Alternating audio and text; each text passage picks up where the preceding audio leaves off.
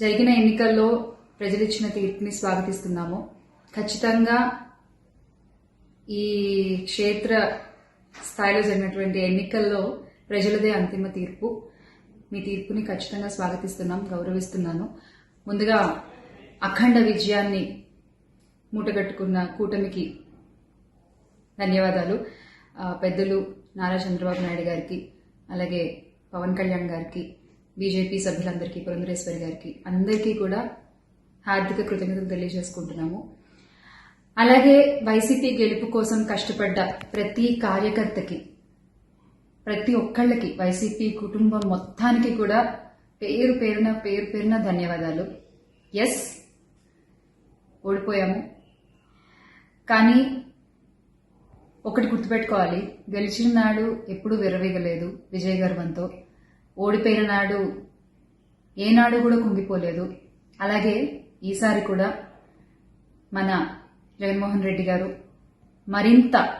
మరింత బలాన్ని పుంజుకుని మళ్ళీ ఖచ్చితంగా మీ అందరి సపోర్ట్తో మనందరం కలిసి జగనన్నతో నడిస్తే ఖచ్చితంగా మళ్ళీ ఒక మంచి ప్రభుత్వంగా మనం ఏర్పాటవుతాము. దేవుడిపై నమ్మకం ఉంచి ప్రజలకి మంచి జరగాలని కోరుకుంటూ, ఎస్, ఎప్పటికీ జగనన్నతోనే అందరం కలిసి నడుద్దాము, మంచి చేద్దాం. ఏదైనా ప్రజలకి మంచి జరగడం ముఖ్యం. ఈ 5 ఏళ్లు కూడా ఆంధ్రప్రదేశ్కి ఎంత మంచి జరగాలో అంత మంచి జరగాలని మనస్ఫూర్తిగా కోరుకుంటున్నాను. థ్రెటనింగ్ కాల్స్ గురించి వచ్చేసరికి, ఎస్, చాలా కాల్స్ వస్తున్నాయి, చాలా బెదిరిస్తున్నారు. ఒక రకమైన భయంగానే ఉంది నాకు కూడా. కానీ ఏంటంటే ఒకటే చెప్పాలండి, నేను మీకు ఒకటి నచ్చుతుంది, నాకు ఒకటి నచ్చుతుంది, అలా అని చెప్పి మీకు నచ్చింది నాకు నచ్చిందని చెప్పి మీరు బతకడానికి వీల్లేదు అంటే ఇది చాలా అన్యాయం అన్నా, చాలా అన్యాయం. సో ప్లీజ్, దయచేసి ఏది కూడా వ్యక్తిగతంగా తీసుకోవద్దు. నేను వ్యక్తిగతంగా ఎవరిపైన విమర్శలు చేయలేదు, చెయ్యను కూడా. ఎప్పటికీ నాకు చాలా గౌరవం ఎవరన్నా కూడా.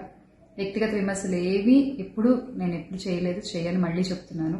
సో దయచేసి మీరు కూడా ఏది పర్సనల్గా తీసుకోవద్దు. ఎస్, ఒక పార్టీని గెలిపించేటువంటి ప్రయత్నంలో నేను ఎంత చేయాలో అంతా చేశాను, ఉన్నదే చెప్పాను, లేనిది ఎక్కడా మాట్లాడలేదు. దయచేసి దాన్ని అర్థం చేసుకుంటారని కోరుకుంటున్నాను.